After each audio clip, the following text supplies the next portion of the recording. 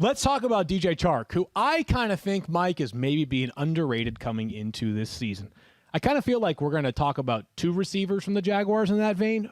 But DJ Chark, I wonder if we have to think more about 2019 than we do 2020 with Chark, who in 2019 was one of the breakout stars in the NFL. Remember, that was his second season. Was your guy going into that year? Yeah, so Fantasy Football Now, week 1. Remember that? I remember this. The question was, who's the guy on waivers you want that needs to be on rosters? And that was it. And I bought a jersey because I was so excited that one panned out. I mean, they don't all pan out, so you feel good when they do, right? No, and again, we feel great. We're talking about this more. Right? Is that, we're not looking necessarily for the James Robinson calls every year. We're looking for more the DJ Chark calls or the players who go from really good to great year over year. And those are the ones that often are the most useful in fantasy. But back in 2019, a star, over 1,000 receiving yards, nearly 14 yards per catch.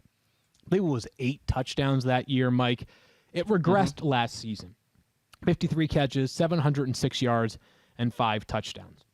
Do I think there's a chance that... Well, let me ask you this. Who do you think is the most talented wide receiver on Jacksonville's roster? Do you think it's clearly Chark?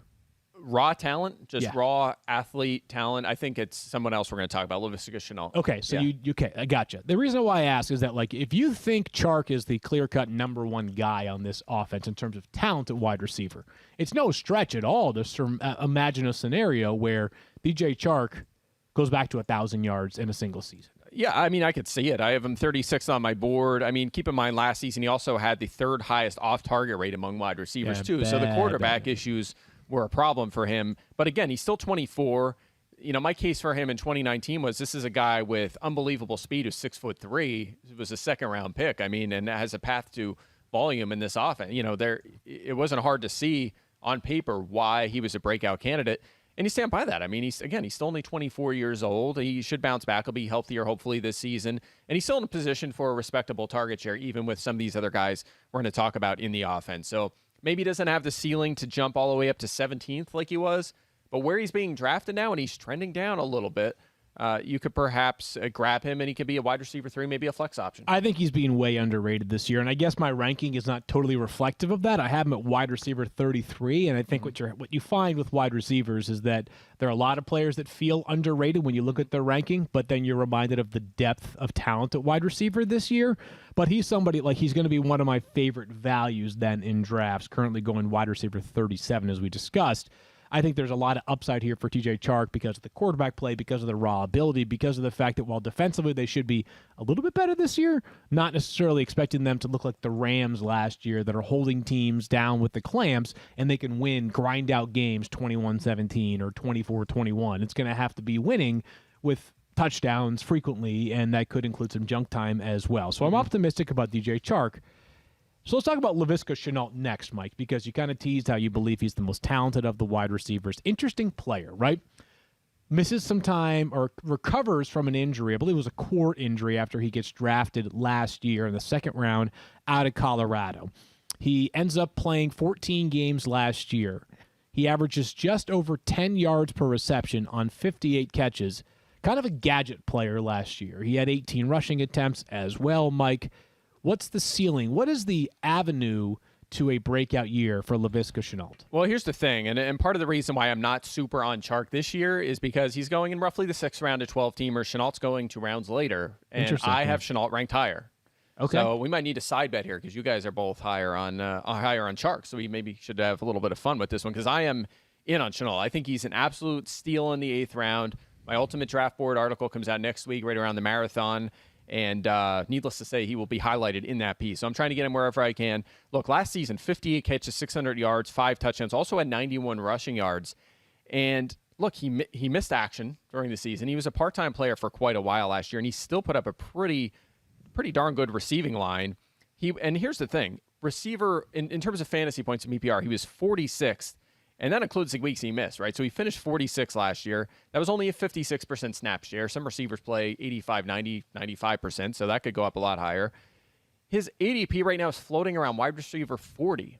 So he finished 46th in that role. He's going 40th. It doesn't add up for me for a 2nd-round pick and just a crazy good athlete, right? So I think he makes a big leap this season. And by the way, I know it's a new scheme now, new coaching staff.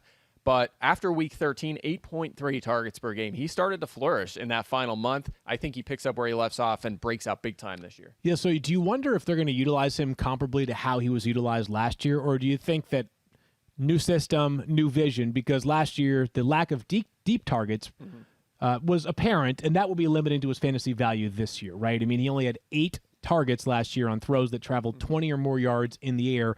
It's hard to, like, if you're going to be averaging 10 yards a catch, just do the math. Like 10, 11 yards per catch, you got to have 85, 90 catches just to hit 1,000 yards for a season. And I think he could catch 90 footballs. Interesting. Right? Even Wow. if he stays in that role. However, reports are they want to utilize him more as a traditional wide receiver. So the carries could go down, the targets up. And I actually feel pretty good about that, especially with ETN and Robinson in the backfield. You want Shenault to be on the field in the slot or outside, and I assume he'll be in the slot quite a bit. So to your point, probably a lot of short to intermediate range looks because you'll have Chark on the outside and Marvin Jones on the other side. Fun group of pass catchers. No doubt. We've already discussed.